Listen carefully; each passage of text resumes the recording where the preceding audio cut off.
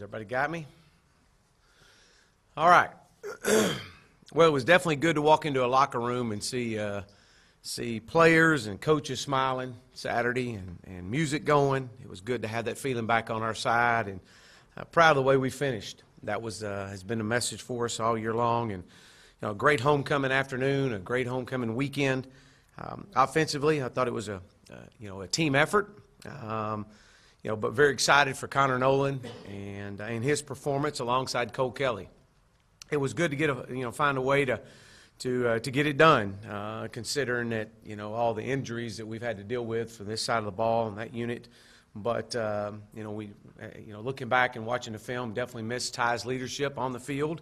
But it was good to see him helping out on the sidelines. I know that I shared and talked about this Saturday in my press conference, but to watch his interaction on the sideline and encouragement was great and a plus for our football team. We're excited to get him back this week.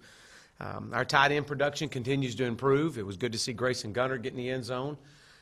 That was good to see. Dalton Wagner and Austin Capps had to play significant roles, and they did some really good things, and these guys will continue to get better. I thought defensively, I thought we had a really good week of preparation, and the shutout was even better. We stress all the time about putting pressure on the quarterback and getting him off his spot, and we did that this past week. And when that happens, your back end's got to hold up, and I thought our back end played very well. Cam Curl played his best game of the year. A young man that continues to improve.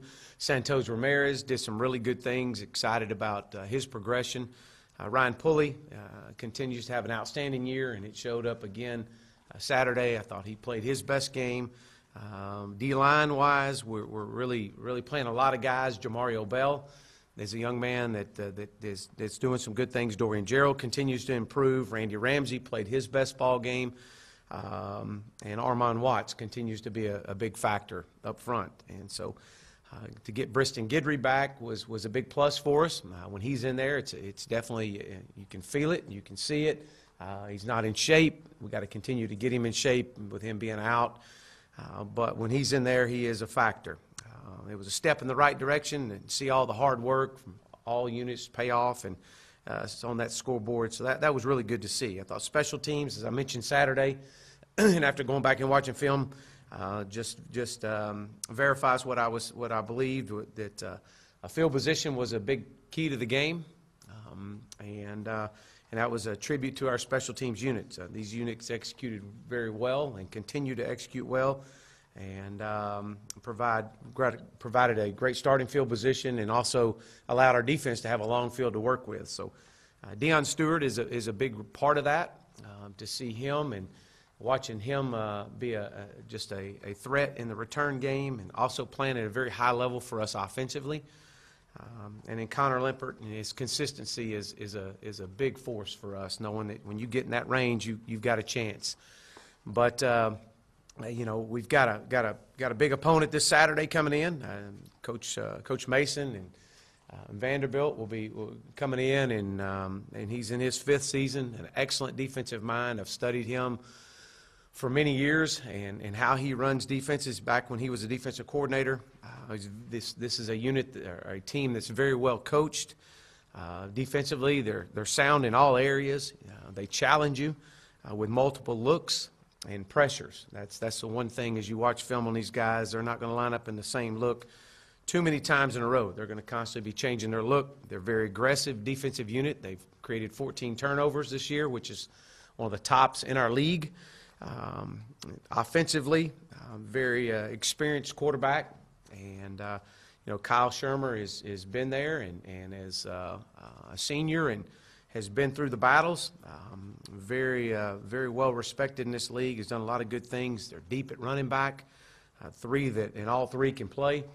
Keyshawn Vaughn did not play last week. We expect him back this week to play against us. He is a difference maker, and he is as good as we've seen. And then obviously at wide receiver, Kalijah Lipscomb, very talented, and Jared Pickney, a big physical tight end that's been a force for them offensively. From an offense standpoint, they present challenges. They're very both in the run and the passing game. lots of nakeds and downfield shots, and they're physical in their run attack. So, but we know we got a great challenge in front of us. It has been and it always will be about the Arkansas Razorbacks, and we look forward to a great opportunity this Saturday and to be here at home again and to watch this football team continue to improve and in front of our passionate fans. And so we're excited about it, and we're going to go back to work and continue to get better. So with that, I'll open up for questions. Raise your hand. We'll get a mic to you. I had a couple of health questions.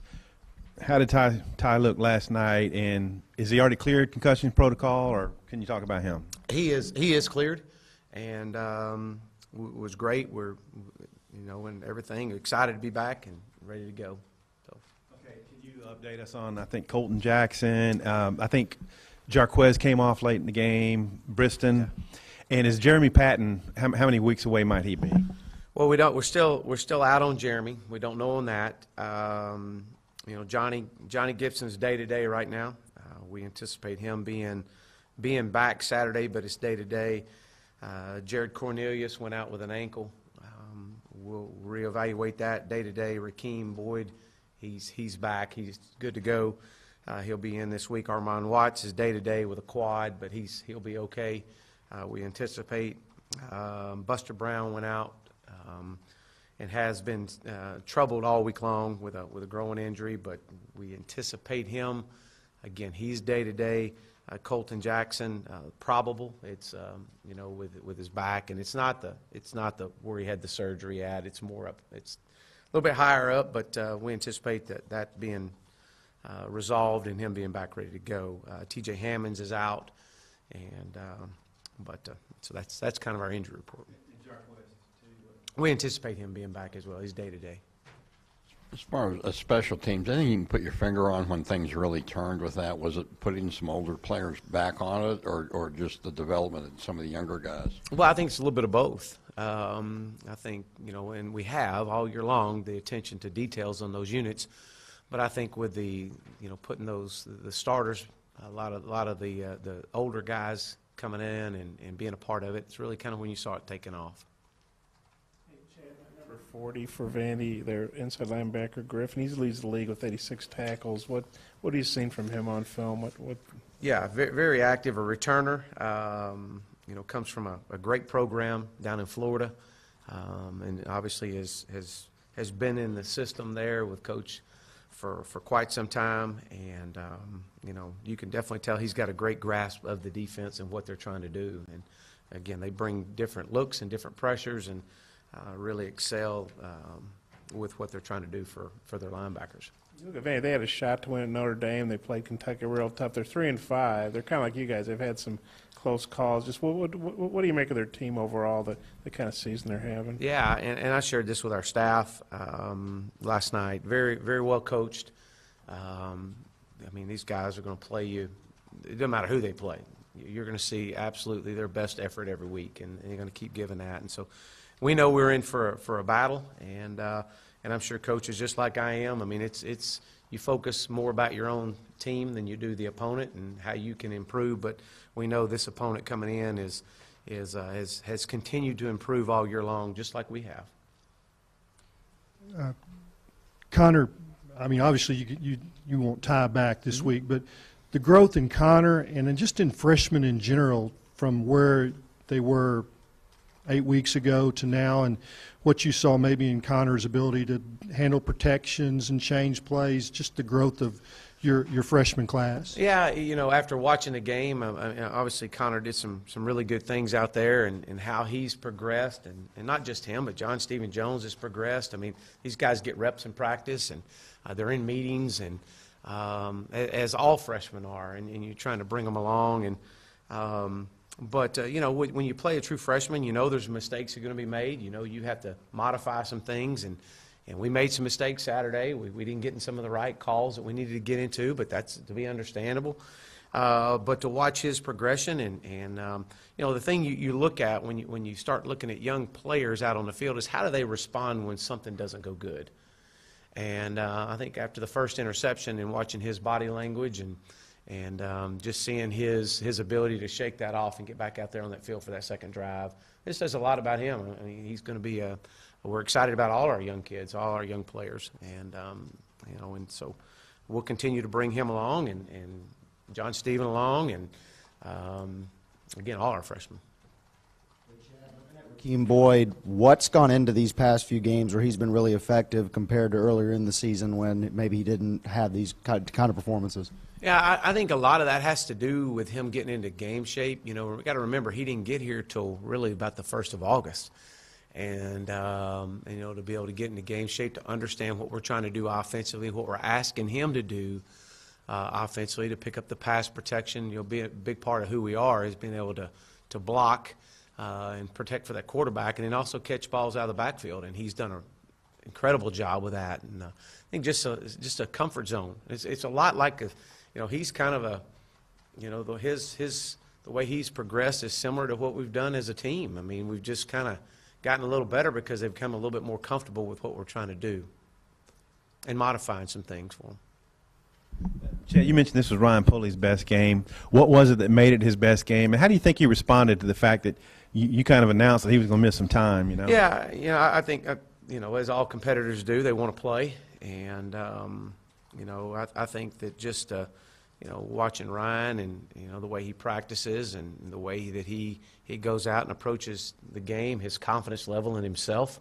And you have to have that to play in that position. You got to have a short memory, and you got to have a great confidence in your game. And thought he responded well to everything that's gone on, and for him to continue to improve again says a lot about his talent and his ability, and he's got a great future in this game.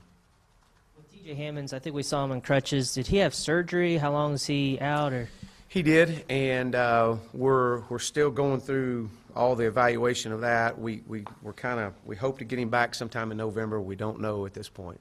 And then I guess he's still got a red shirt available, so I mean, is that something in consideration as well? Yeah, that's what we would do if he's unable to come back. During the Colorado State, or you talked about them not being able to handle success, is that something you kind of reiterate after this game last Saturday? Yeah, we will. We'll, as I shared with the team last night, the message doesn't change. We won one game, last Saturday, and so we got to focus on winning another one. And we're going to focus on winning another one the same way that we've approached every week, and that's worrying about ourselves, getting better, taking care of business, and just trying to put one foot in front of the other and improve in some areas. When you come off a win, you can get in those meetings and you go through your corrections. The attention to details is a little bit more intense, and that's what you just do. You just try to build on that each and every week. How do you know Derek Mason? Do you coached against him at all in the game or anything? Or? I've never coached against Coach Mason. I obviously run into him several times at conventions and just in passing with when all coaches get together and at our meetings, and so very well respected in this profession. And again, following him when I was a coordinator, he was a coordinator, and you just kind of circle in together, but following his success has been phenomenal. I don't know if you saw or heard about it. He had kind of a verbal exchange with Dan Mullen when the Florida played Vanderbilt. They hugged it out after the game, and then after the Notre Dame game that week, Brian Kelly accused Vandy players playing dirty, and he got back in Brian Kelly's face verbally pretty good at his presser. Does he strike you as kind of a feisty guy? I think he's he's a phenomenal coach and has done a great job with his team. And you can watch his players play and the passion they play with and see that. You mentioned Johnny. Is it his hand, or what is it with Johnny? It was more his knee, but he should be fine. What have you seen the production of Sosa this year against Tulsa, and kind of ping pong inside and out? He's been productive wherever you line him up. Yeah, with Briston coming back and getting him into shape, we hope to move Sosa more back out on the edge. But I think Sosa's taken on that role and has done a really good job of being to play inside, play outside, and just to play at a high level. I really feel like that his biggest and best years to come are going to be more on the inside, but he provides a threat on that outside for us. on Nate Dalton's status for after what happened Saturday? No, he won't be around this week. Following up on that, just trying to get guys to follow what you want to do. You had the issue with Ryan and the issue with Nate. And is it more than just this week with Nate, or is it? He just won't be around this week, and we've got a standard, and I'm not going to deviate. Yeah, he won't be around this week. You got another one. So we've seen you dance. We saw Coach True dance. How would you grade how he did, and He's just how definitely much better than me. and how much fun was that to kind of see that walk? Yeah, he it's great. When you walk into a locker room and you see the players, it has zero to do with me. It's about the players and our coaching staff, and to watch those guys smiling, music going, coaches smiling, and it was much deserved and much needed. So. I want to ask you about your O-line. It's just been one thing after another, really, since camp. Can you talk about maybe how that's impacted the team and the direction maybe that they're headed? I think they're heading in the right direction. I think Coach Fry's done a really good job with them, and you're cross training a lot of guys. You're cutting and pasting at times.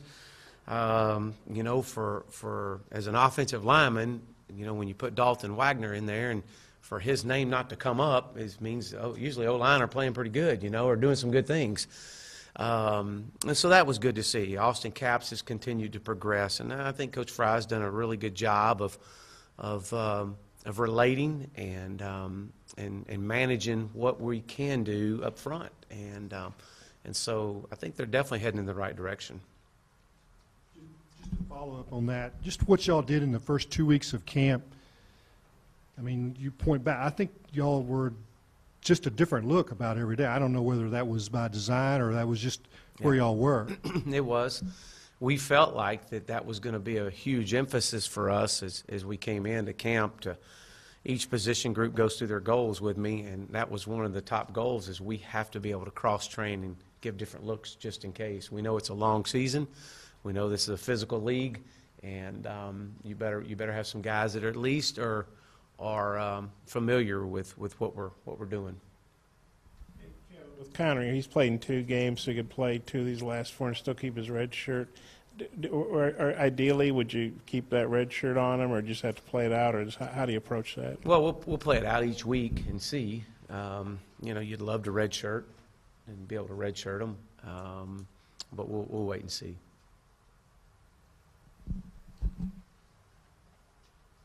Coach, you mentioned your tight end group earlier. How much did those guys, CJ and Grayson Gunner, kind of help Connor ease into his first start?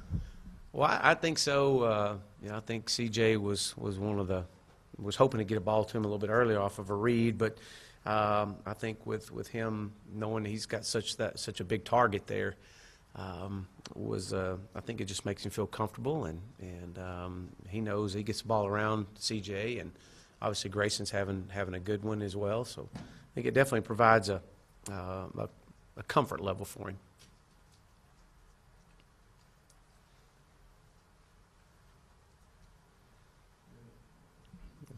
With the progression you've had offensively up until Ty got hurt, I mean, where are you guys at offensively, and can you just pick back up like that and keep increasing that now as you hit this final stretch? I believe so. That's definitely our plans is, get Ty back out there. Ty was in all our meetings last week. He was at practice all last week. We don't anticipate a letdown. We anticipate picking up right where we've been and continue to progress. Obviously, a lot has to do with what we can achieve up front and what our guys can continue to grasp and execute. So, yeah, absolutely. Chad, what was the mood like at Sunday's practice? And, how good is it to maybe carry some momentum into this week if you guys could get back-to-back wins? Well, obviously in our team meeting yesterday, mood was great. We, get in and go through a few things, and things get cleaned up for the week and go into segment meetings. But yeah, there's a lot of excitement, and guys were excited and ready to get back out here and get started for tomorrow. Any more questions for Coach Morris? Thanks, Coach. All right, thank you.